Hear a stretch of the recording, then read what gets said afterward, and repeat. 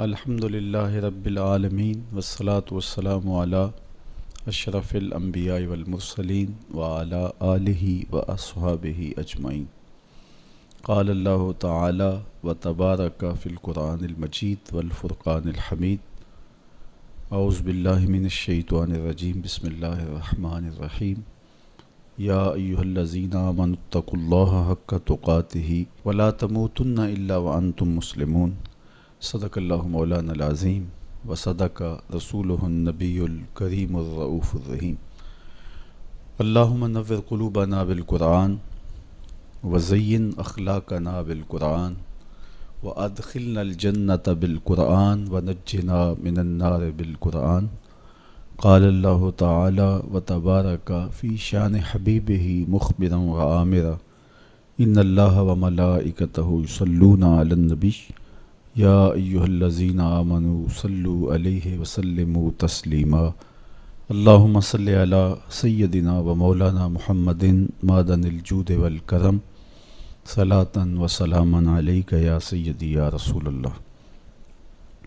تمام حمد و ثنا، تعریف و توصیف اللہ جل مجدہ الکریم کی ذات بابرکات کے لیے، جو خالق کائنات بھی ہے اور مالک ششرہات بھی۔ اللہ جل وعلا کی حمد و ثنا کے بعد رسول رحمت، شفیع معظم، نبی محتشم، حضور ختمی المرتبت صلی اللہ علیہ وآلہ وسلم کے حضور ناز میں اپنی عقیدتوں، ارادتوں اور محبتوں کا خراج پیش کرنے کے بعد واجب الاحترام ذوی الاحتشام معزز محتشم ناظرین و ناظرات، السلام علیکم ورحمۃ اللہ وبرکاتہ۔ ماہ سیام رمضان المبارک کی شب برکتیں، رحمتیں، کرم نوازیاں، اجالے اور روشنیاں لیے جلوہ فراز ہے، اور آج تقوی کے عنوان سے کچھ باتیں آپ کے سامنے رکھنے کی کوشش کروں گا۔ اللہ جل شانہ میری زبان پر کلمۃ الحق جاری فرمائے۔ کتاب رحمت قرآن مجید میں بار بار تقوی اختیار کرنے کا حکم نامہ اہل ایمان کے نام موجود ہے۔ تقوی ہے کیا؟ اس کا لغوی معنی تو بچنا، ڈرنا اور محتاط رہنا ہے، لیکن اصطلاح شریعت اسلامیہ میں اللہ کے حکموں کو بجا لانا اور اس کی نافرمانی سے اپنے آپ کو بچانا تقوی کہلاتا ہے۔ کسی نے کہا کہ تمہارا رب جہاں تمہیں دیکھنا چاہتا ہے تم وہاں پائے جاؤ، اور جہاں وہ نہیں دیکھنا چاہتا وہاں تم نہ پائے جاؤ، تو یہ تقوی ہے۔ حضرت کعب احبار رضی اللہ تعالی عنہ سے پوچھا گیا کہ آپ پچھلی کتابوں کے عالم بھی ہیں، قرآن مجید کو بھی آپ نے پڑھا ہے، تو آپ بتائیے کہ تقوی کیا ہے؟ تو آپ نے سوال کرنے والے سے کہا، کبھی آپ ایسی وادی سے گزرے ہیں جہاں کانٹے دار جھاڑیاں ہوں؟ تو کہا کئی بار گزرا ہوں۔ تو کہا پھر کیسے گزرے؟ کہا میں اپنے دامن کو سمیٹ لیا کہ ایک ایسی وادی سے میرا گزران ہو رہا ہے جہاں کانٹے دار جھاڑیاں ہیں، تو کوئی کانٹا میرے دامن سے الجھ نہ جائے اور میرا لباس تار تار نہ ہو جائے۔ تو حضرت کعب احبار فرمانے لگے کہ تقوی بھی اسے ہی کہتے ہیں، دنیا میں رہ کر کے اس طرح سے زندگی بسر کی جائے کہ گناہوں سے دامن داغدار نہ ہونے پائے۔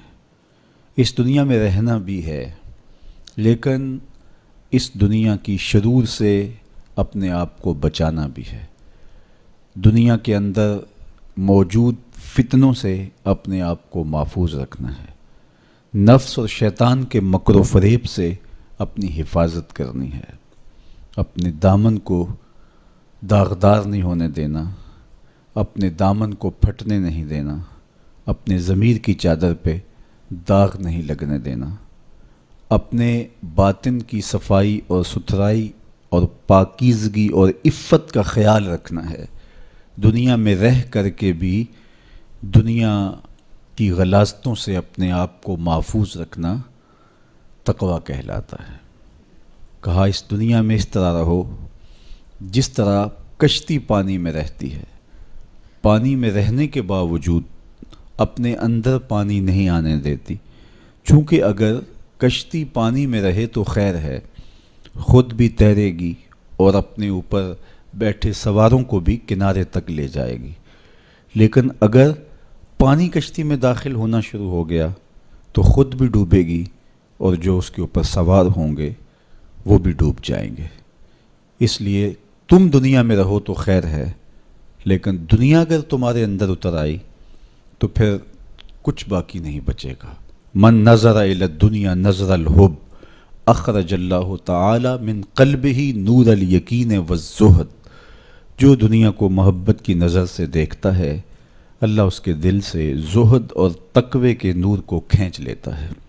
اس لیے اس دنیا میں رہ کر کے بھی اس دنیا سے اپنے آپ کو محفوظ رکھنا ہے، اپنی ضرورت کا ضرور رزق جمع کریں، ضرورت سے زائد کمائیں تو ساتھ یہ نیت جڑی ہو کہ معاشرے کے وہ لوگ جو کمانے کی اہلیت نہیں رکھتے میں ان کی ضرورت کو پورا کروں گا، تو یہ دنیا نہیں یہ دین ہوتا ہے۔ لیکن جب خواہشات انسان کو یوں گھیر لیتی ہیں اور وہ اپنے خالق سے غافل ہو کے اس دنیا کو مقصود بنا لیتا ہے تو پھر وہ اپنے اندر اور اپنے باطن کو خراب کر بیٹھتا ہے۔ تو کعب احبار فرمانے لگے کہ تقویٰ یہ ہے کہ تم اپنے آپ کو جس طرح کانٹے دار جھاڑیوں کے اندر سے گزارتے ہوئے دامن بچاتے ہو اور کوئی کانٹا تمہارے دامن سے الجھ کر تمہارے دامن کو تار تار نہ کر دے، تمہارا دامن پھٹ نہ جائے، تو احتیاط سے گزرتے ہو، تو دنیا میں بھی یوں محتاط رہو اور اپنے آپ کو گناہوں سے آلودہ نہ ہونے دو۔ حضرت سیدنا علی المرتضیٰ رضی اللہ تعالی عنہ سے تقویٰ کے حوالے سے دریافت کیا گیا تو آپ نے بڑی جامع تعریف ارشاد کی، فرمایا کہ تقویٰ کیا ہے؟ فرمایا کہ تقویٰ یہ ہے کہ تم اللہ سے ڈرتے رہو، خوف خدا تمہارے سینے میں موجود رہے، قرآن مجید پر تمہارا عمل رہے، اور تم جو میسر آئے اللہ کی طرف سے اس پر تم قانع ہو، کم پر بھی قناعت تمہارا مزاج ہو، اور چوتھی چیز ارشاد فرمائی کہ تم آخرت کی تیاری میں اپنے آپ کو مصروف رکھو۔ یہ چار وصف اگر تمہارے اندر موجود ہیں تو تم متقی کہلاؤ گے۔ سب سے پہلا وصف کیا ہے کہ اپنے آپ کو اللہ جل شانہ کے خوف میں مبتلا رکھو، اللہ کا ڈر تمہارے سینے میں موجود رہے۔ اللہ کا ڈر کس معنی اور کس مفہوم میں ہونا چاہیے؟ عمومی طور پہ بندہ جس شے سے ڈرتا ہے اس سے وحشت بھی کرتا ہے، اس سے نفرت بھی کرتا ہے، سانپ سے ڈرتا ہے، بچھو سے ڈرتا ہے اور موذی جانوروں سے خوف زدہ ہوتا ہے، لیکن اگر ہتھے چڑھ جائیں تو انہیں چھوڑتا بھی نہیں، بلکہ ہمیں تو حکم دیا گیا اقتل الموذی قبل ان یوذی، قبل اس سے کہ موذی تم کو ایذا دے تم اس کا خاتمہ کر ڈالو، اگر تمہارے بس میں ہو تو تم انہیں مار ڈالو۔ تو عمومی طور پہ بندہ جس سے ڈرتا ہے اس سے نفرت بھی کرتا ہے، لیکن اللہ سے بندہ ڈرتا بھی ہے، اس سے محبت بھی کرتا ہے۔ تو یہ ڈر پھر کس مفہوم میں ہوا؟ تو کچھ اشیاء سے، کچھ لوگوں سے ڈر ان کے گزند کی وجہ سے ہوتا ہے، لیکن یہ ڈر جو اللہ کا بندہ مومن کے دل میں ہے یہ محبت کا ڈر ہے۔ جب کوئی کسی سے پیار کرتا ہے تو اس کی ناراضگی سے ڈرتا ہے، وہ روٹھ نہ جائے، وہ ناراض نہ ہو جائے۔ میری زندگی کا سارا سرمایہ تو اس کی خوشیاں ہیں، اس کی خوشی میری زندگی کا جمال ہے، اور اگر وہ روٹھ گیا تو میری زندگی اجڑ جائے گی، میری زندگی کا سارا نور ختم ہو جائے گا، میری زندگی کی ساری خوشیاں ختم ہو جائیں گی۔ تو اللہ سے ڈرنے کا مفہوم بھی یہی ہے کہ جب بندہ اس سے پیار کرتا ہے، اور مومن کی شان ہے والذین آمنوا اشد حبا للہ، جو اہل ایمان ہیں وہ سب سے زیادہ اپنے رب سے محبت کرتے ہیں، ٹوٹ کے چاہتے ہیں اپنے رب کو۔ تو جب اتنی محبت کرتے ہیں اپنے رب سے تو وہ ڈرتے ہیں کہ کہیں ہمارا رب ہم سے روٹ نہ جائے، ہمارا رب ہم سے ناراض نہ ہو جائے۔ تو یہ احساس جب انسان کے ساتھ ہمیشہ جڑا رہے گا کہ میرا اللہ مجھ سے ناراض نہ ہو جائے، تو پھر اس کی زندگی کتنی خوبصورت ہوگی اور وہ گناہوں سے کیوں نہیں بچ پائے گا۔ تو سیدنا علی المرتضیٰ رضی اللہ تعالیٰ عنہ فرماتے ہیں کہ تقویٰ یہ ہے کہ تمہارے دل میں اللہ کا خوف بیٹھا رہے اور اس کی ناراضگی سے تم ڈرتے رہو، اور یہ احساس تمہاری زندگی میں جمال اور خوبصورتی پیدا کرے گا۔ دوسری بات، قرآن مجید پر تمہارا عمل ہو۔ جب کتاب اللہ تمہاری رہنما بن جائے اور تم اپنی زندگی کے سارے عمل کتاب اللہ کی بتائی ہوئی تعلیمات کے مطابق کرو گے تو پھر اس کا عملی نتیجہ تو خوبصورت ہوگا۔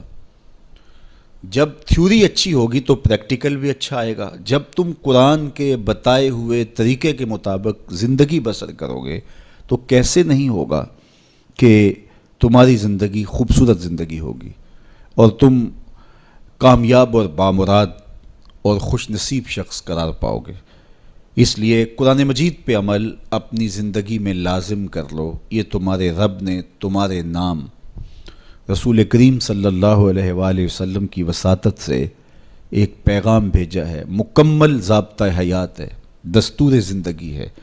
اس کتاب سے وابستگی، دل بستگی، تعلق خاطر تمہیں کبھی رسوا نہیں ہونے دے گا، تمہیں کبھی بے مراد نہیں ہونے دے گا، تمہیں کبھی نقصان میں نہیں پڑنے دے گا، تمہیں ناکام نہیں ہونے دے گا۔ تم ہمیشہ سرخرو ہوگے، کامیاب ہو جاؤ گے، بامراد رہو گے، عزتیں اور وقار تمہارا مقسوم ہوگا اگر اس کتاب کے ساتھ تمہارا تعلق مضبوط ہوا۔ تیسری بات، جو تمہیں میسر ہو اس پر قناعت کرو۔ میسر پر قناعت کرنے کی عادت بن جائے تو زندگی کی تلخیاں ختم ہو جاتی ہیں۔ عمومی طور پہ ہمیں اتنا کچھ اللہ نے عطا کیا ہوا ہوتا ہے، لیکن اس کے باوجود ہم سکون میں نہیں ہوتے، اس لیے کہ ہم ایک ہدف طے کرتے ہیں اور اس کی طرف ہم بڑھتے ہیں۔ تو میسر کا جو سرور ہے، میسر کا جو لطف ہے، اس کو حاصل کرنے کی بجائے جو میسر نہیں ہے اس کی تگ و تاز کے اندر ہم اپنے آپ کو پگھلا رہے ہوتے ہیں۔ تو اس لیے ہم جب اللہ کے دیے گئے پر قناعت کریں گے، ہاں آپ زیادہ کی کوشش کر سکتے ہیں اس نیت کے ساتھ کہ میں دوسرے ضرورت مندوں کی ضرورت بھی پوری کروں، لیکن اطمینان آپ کو یہ ہونا چاہیے کہ جو مجھے میسر ہے، یہ میرا مقدور تھا، یہ مجھے مل گیا، اور اگر میرا مقدور کوئی اور بھی ہوا تو وہ بھی مجھے مل جائے گا، اور ملے گا تب جب اس کا وقت ہوگا، وقت سے پہلے نہیں ملے گا۔ جب ہم اپنے مقدور کو وقت سے پہلے حاصل کرنے کی کوشش کرتے ہیں تو پھر زندگی میں تلخی بھر جاتی ہے، ہم بے چین ہو جاتے ہیں کہ وہ مل کیوں نہیں رہا، میاں وہ کیسے ملے، اس کے ملنے کا بھی وقت ہی نہیں آیا ہے۔ تو ہم ایک اضطراب میں مبتلا ہو جاتے ہیں، بے چین ہو جاتے ہیں۔ اور اگر ہم یہ یقین کر لیں کہ ہمارے مقدور کا ہمیں جب وقت ہوگا تو ضرور ملے گا، تو پھر زندگی کے اندر ایک طمانینت پیدا ہو جائے گی۔ تو جو تھوڑا میسر ہے، جو زیادہ میسر ہے، اس پر ہم مطمئن ہونے کی عادت پیدا کر لیں۔ سیدنا علی المرتضیٰ رضی اللہ تعالی عنہ سے ہی مروی حضور کا ایک فرمان ہے، جو اللہ کے دیے گئے تھوڑے رزق پہ راضی ہو گیا، اللہ اس کے تھوڑے عملوں پہ راضی ہو جائے گا۔ تو قناعت کا جوہر نصیب ہو جائے تو پھر زندگی سوکھی بھی ہو جاتی ہے اور تقوی کی دولت بھی نصیب ہو جاتی ہے۔ چوتھی چیز سیدنا علی المرتضیٰ رضی اللہ تعالیٰ عنہ فرماتے ہیں، یہ ہے کہ تم آخرت کی تیاری میں لگے رہو۔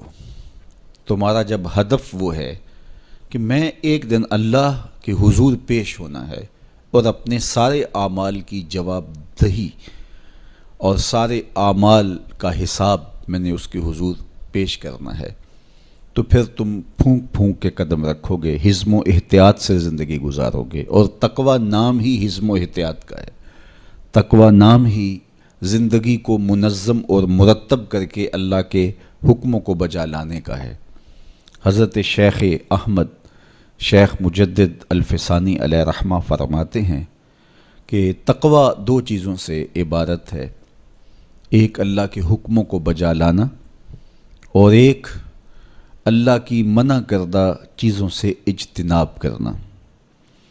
اور بڑی خوبصورت بات آپ نے کی، فرمایا اللہ کے حکموں کو بجا لانا، اس کی اطاعت اور فرما برداری کرنا، یہ تو فرشتے بھی کرتے ہیں اور انسان بھی کرتے ہیں، لیکن وہ چیزیں جو منع کی گئی ہیں ان سے رک جانا تو یہ کام صرف انسانوں کا ہے، چونکہ فرشتوں کے اندر تو یہ چیز ہی موجود نہیں ہے، ان کے اندر خواہشات رکھی ہی نہیں گئی جن سے وہ رک جائیں، آرزوئیں رکھی ہی نہیں گئیں جن سے وہ باز آ جائیں۔ تو وہ تو اللہ کی عبادت کرتے ہیں، ذکر و فکر میں لگے ہیں، طاعت اور فرما برداری میں لگے ہیں، اور ان امور سے رکنے کا ان کا باب ہی نہیں ہے، تو یہ حضرت انسان کا کام ہے کہ وہ ان امور سے منع ہو جائے جن امور سے ان کے رب نے انہیں منع کیا ہے۔ تو یہ شے حضرت انسان کو ممتاز کرتی ہے اور تقوی کے حصول کا ذریعہ اور ضامن بنتی ہے۔ اللہ جل شانہ کے منع کردہ کاموں سے رک جائے اور اس کے حکموں کو بجا لانے کی کوشش میں لگا رہے، یہ تقوی کہلاتا ہے۔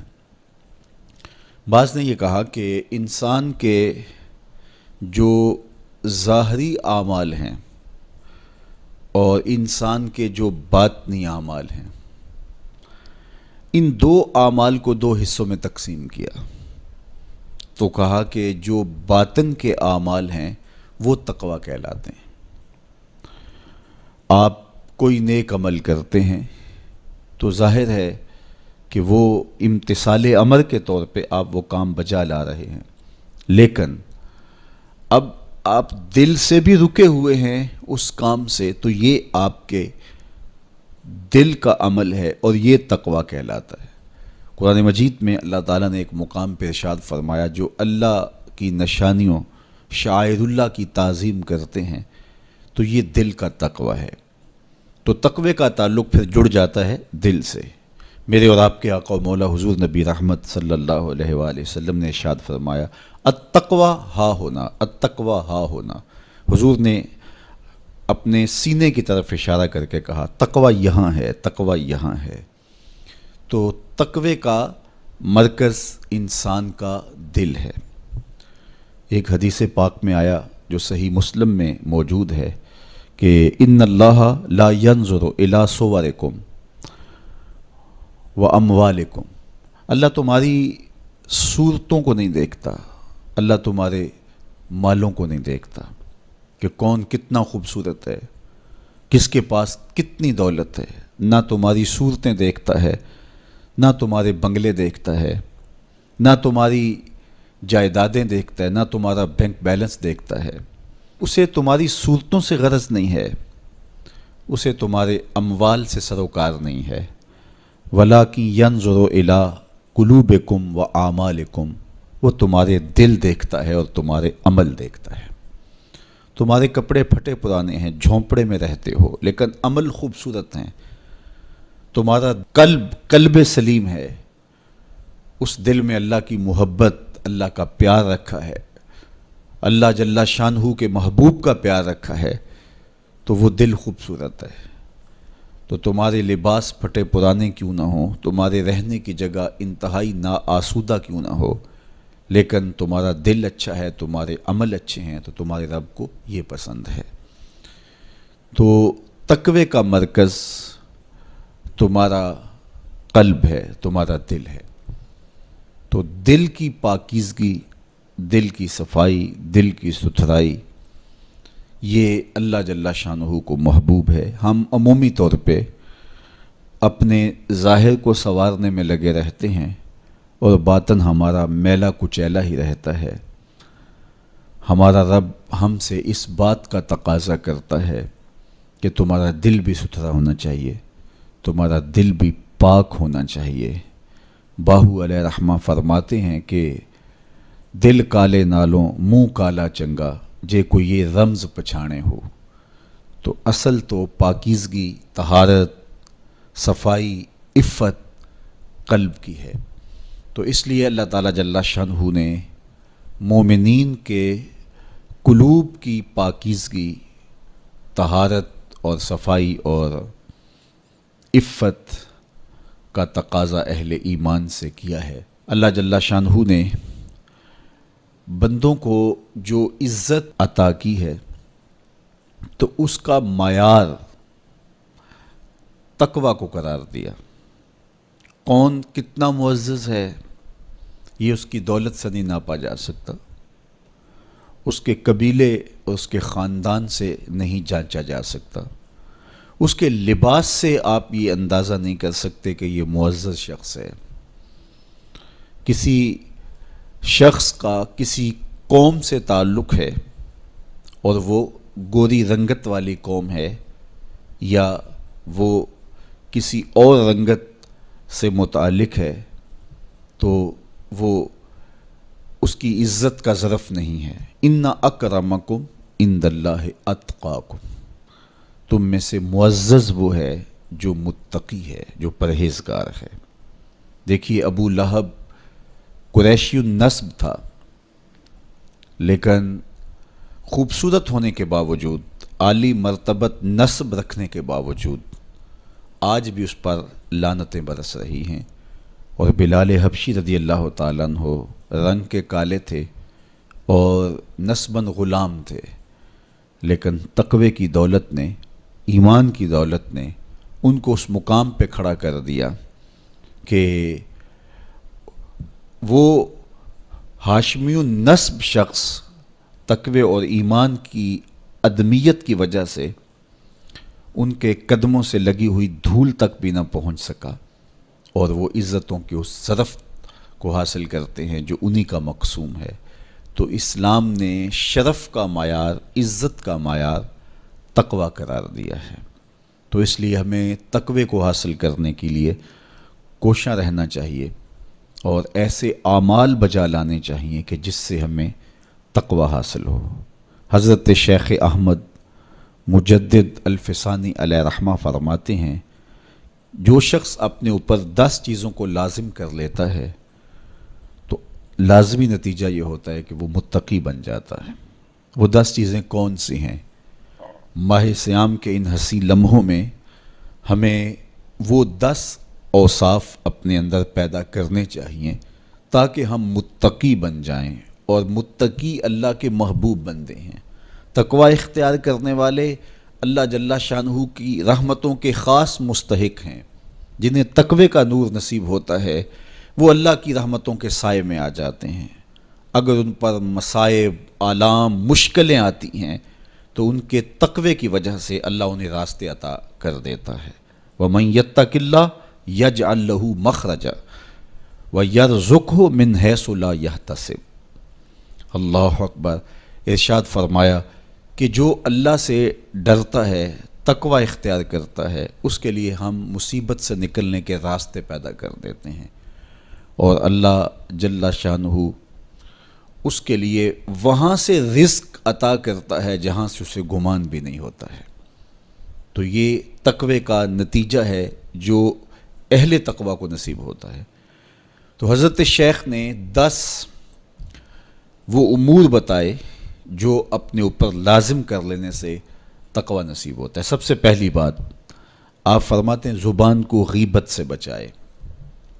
اتقاء کے حصول کے لیے زبان کو پاک کرنا ضروری ہے۔ انسان کے زیادہ تر گناہ اس کی زبان کی وجہ سے ہیں، اور غیبت یہ بدترین عمل ہے، اور اس کو بدکاری سے بھی برا قرار دیا گیا ہے۔ الغیبت اشد من الزنا، تو اپنی زبان کو غیبت سے بچائے۔ دوسری بات ارشاد فرمائی کہ بدظنی سے بچے، کسی سے خواہ مخواہ بدگمان ہو جانا اور اپنے دل کو کسی کے لیے میلا کر لینا اور اس کی بدگمانی دل میں پالنا، تو یہ تقوی کے منافی ہے۔ تو کسی کی بدگمانی سے، بدظنی سے اپنے دل کو بچائے، زبان کو غیبت سے بچائے، دل کو بدگمانی سے بچائے، اور مسخرہ پن سے بچے، بات بات پہ ٹھٹھے مار کے ہنسنا اور اس طرح کی زندگی بسر کرنا۔ اور آج کل تو جب بھی دوست احباب اکٹھے بیٹھتے ہیں تو سنجیدہ اور متین باتیں کم ہوتی ہیں، زیادہ وقت لطیفوں میں ہی کٹ جاتا ہے۔ انسان کو خوش مزاج ہونا چاہیے، اس کی طبع میں شگفتگی ہونی چاہیے، لیکن شگفتگی، خوش مزاجی اور مسخرہ پن میں فرق ہے، اس کو سمجھنا چاہیے۔ سنجیدہ اور متین زندگی یہ مومن کی زینت ہے، انسانیت کا حسن ہے۔ اس لیے تقوی کے حصول میں مانع ہے مسخرہ پن۔ اگر کوئی شخص متقی بننا چاہتا ہے تو اس کو سنجیدہ اور متین بننا ہوگا۔ طبیعت کی خوش مزاجی یہ معنی نہیں ہے، لیکن مسخرہ پن اور چیز ہے، اس سے روک دیا گیا۔ چوتھی چیز حضرت شیخ احمد فرماتے ہیں کہ اپنی آنکھ کو حرام سے بچائے۔ اپنی آنکھ کی حفاظت کرنے سے تقوی حاصل ہوتا ہے۔ جب آنکھ خراب ہوتی ہے تو دل خراب ہوتا ہے، جب دل خراب ہوتا ہے تو پھر پورا بدن خراب ہو جاتا ہے۔ اس لیے وہ دروازہ جو کھلا ہے اور اس سے بدی شر اندر اتر رہی ہے اور پھر اس سے آپ کا سارا نظم ہستی برباد ہو رہا ہے، تو اس دروازے کو بند کریں، تو اپنی آنکھ کو حرام سے بند کریں۔ پانچویں چیز ارشاد فرمائی، ہمیشہ سچ بولے۔ جھوٹا شخص کبھی متقی نہیں ہو سکتا۔ اتقاء کے حصول کے لیے اپنے آپ کو سچ کا خوگر بنانا ہوگا۔ سچ کے بغیر کبھی نہ بولیں۔ جھوٹ بولنے والے کی زبان سے شر پھیلتا ہے، اور جب کوئی شخص جھوٹ بولتا ہے تو حدیث پاک میں آتا ہے اس سے بدبو نکلتی ہے، جس کو عام لوگ تو نہیں سونگھ پاتے، لیکن اللہ کے فرشتے 1 میل دور پیچھے ہٹ جاتے ہیں۔ تو مومن سچا ہوتا ہے، مومن جھوٹا نہیں ہوتا، اور تقوی کے اصول کے لیے سچ شرط ہے۔ چھٹی چیز ارشاد فرمائی، ہر حال میں اللہ کا احسان مانے۔ جب کوئی بھی انسان پر بہتری آئے تو اس وقت یہ کہے کہ یہ میرے رب کا احسان ہے کہ مجھے یہ حاصل ہوا ہے۔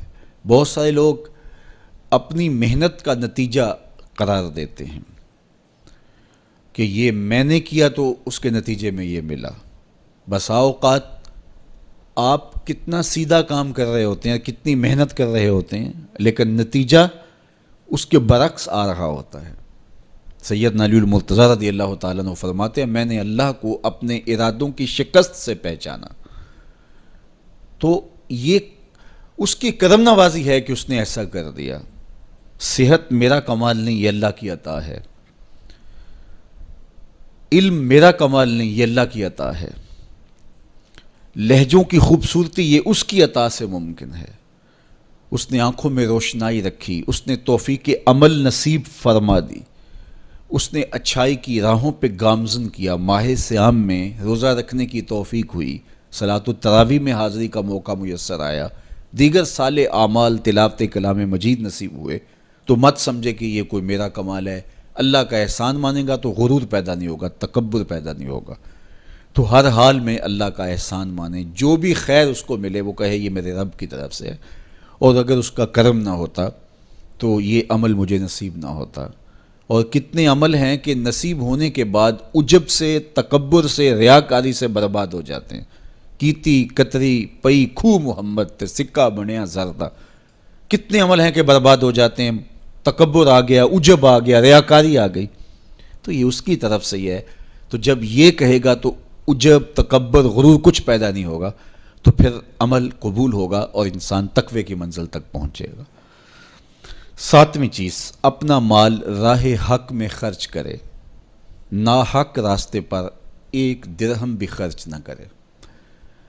کمایا ہوا مال راہ حق میں خرچ کرنے سے اتقاء کی دولت نصیب ہوتی ہے۔ اللہ قیامت کے دن بندے کے قدم اپنے حضور سے ہٹنے نہیں دے گا جب تک اس سے 3 سوال نہیں کر لے گا۔ ان میں سے ایک سوال یہ ہوگا کہ مال کمایا کہاں سے، مال خرچ کہاں کیا۔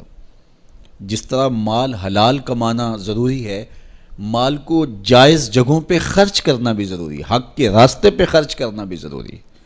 اس لیے یہ اپنی طبع کے اندر لازم کر لے کہ کبھی بھی اس کا مال کسی ناجائز اور فضول کام میں خرچ نہ ہو، راہ حق میں اس کا مال لگے۔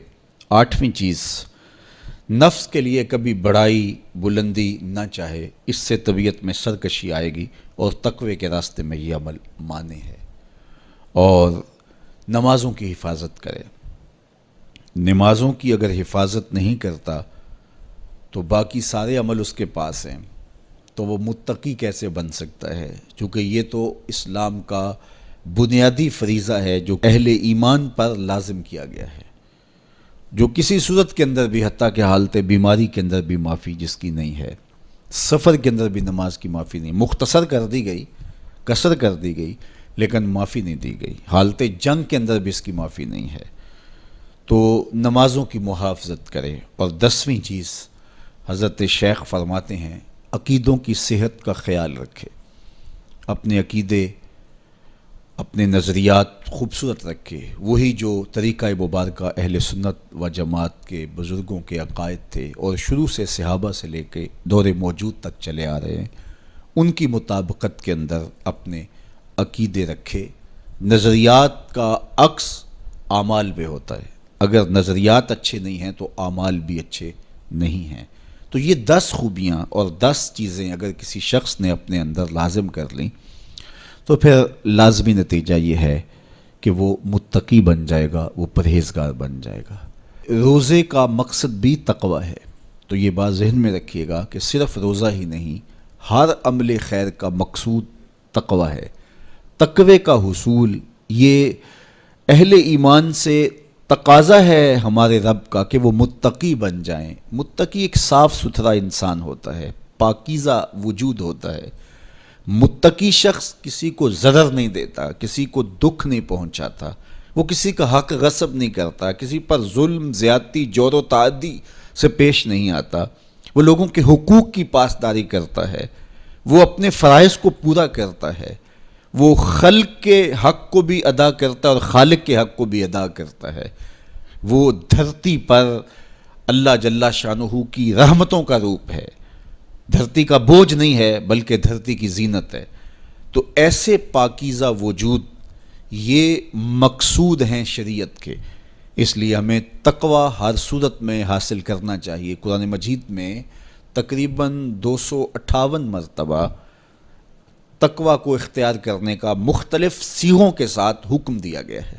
تو اب آپ اندازہ کیجئے یہ کتنی اہم شے ہے جس کا تقاضا اہل ایمان سے کیا گیا ہے۔ تو اللہ جل شانہ کی بارگاہ میں میری دعا ہے جملہ ناظرین کے لیے، ناظرات کے لیے، آپ سب لوگوں کے لیے، اپنے لیے، اپنے ساتھ جڑے ہوئے تمام لوگوں کے لیے کہ اللہ سب کو اتقاء کی دولت نصیب کر دے۔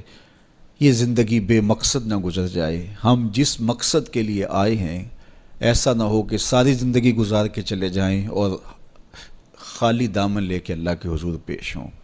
نہیں، اس دامن کو تقوی کے نور سے بھر کر اس کے حضور پیش ہوں، لیکن اس کے فضل پہ آس ہو، مغرور نہ ہونا، جو میسر آ جائے اس کو اللہ کا احسان سمجھنا، اور اس کے حضور کہا مالک مجھ سے تو یہی ہو سکا ہے، اور یہ بھی میری کوتاہیاں اور میری کمزوریوں کے ساتھ ہے سب کچھ، تو اپنے کرم سے میرے پہ رحم فرما۔ تو اللہ تعالیٰ کو ایسا بندہ بڑا پسند ہے جو اس کو راضی کرنے کی کوشش میں لگا رہتا ہے ساری زندگی۔ آپ کے پاس ایک ملازم ہے اور وہ کمزور ہے، لیکن سارا دن کوشش میں لگا رہتا ہے، کبھی وہ دیواریں صاف کر رہا ہے، کبھی وہ آپ کے دروازے پر کپڑا لگا کے اس کو صاف ستھرا کر رہا ہے، کبھی پانی آپ کو پیش کر رہا ہے، کبھی آپ کی گاڑی کو کپڑا لگا کے صاف کر رہا ہے، کبھی اور آپ کے کام میں لگا ہے، اور وہ کمزور ہے، کبھی بیچارہ تھک کے دھوپ میں بیٹھ بھی جاتا ہے، کبھی اس سے ہوتا ہے کبھی اس سے نہیں ہوتا، لیکن وہ نیت سے برا نہیں ہے، ہر وقت اس کی کوشش ہے کہ صاحب مجھ سے راضی ہو جائیں، تو آپ اس کی بہت ساری کوتاہیاں معاف کر دیتے ہیں۔ وہ کہتے ہیں یار کمزور ضرور ہے لیکن نیت کا ماڑا نہیں ہے۔ تو یار اگر ہم نیت کے ماڑے نہ ہوں، ساری زندگی اللہ کو راضی کرنے کے لیے گزار دیں، تو وہ بھی تو دیکھ رہا ہے یہ میرا بندہ ہے۔ میرے شیخ کامل کا ایک شعر مجھے ابھی یاد آیا کہ دلوں میں بری نہیں نہ نیتوں بری میں، دلوں میں بری نہیں نہ نیتوں بری میں، گناہ میں تو ہو جاندے لاچاریاں نو۔ اگر پھر بھی کوئی گناہ ہو جائے تو اللہ کریم ہے، رؤوف ہے، معاف کرنے والا ہے۔ تو تقوی کا یہ بھی نتیجہ ہے، اس کا ثمرہ ہے کہ آپ سے گناہ سرزد ہو جائے تو آپ کو فوراً توفیق توبہ مل جاتی ہے۔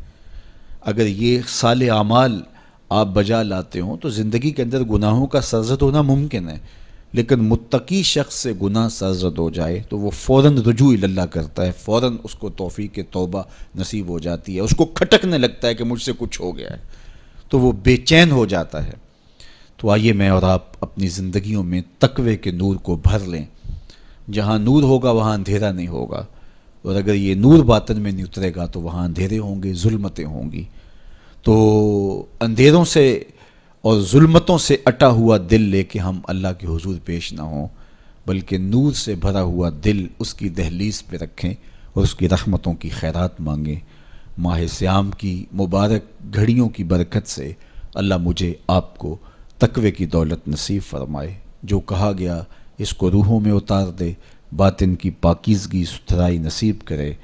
وآخر دعوانا ان الحمد للہ رب العالمین۔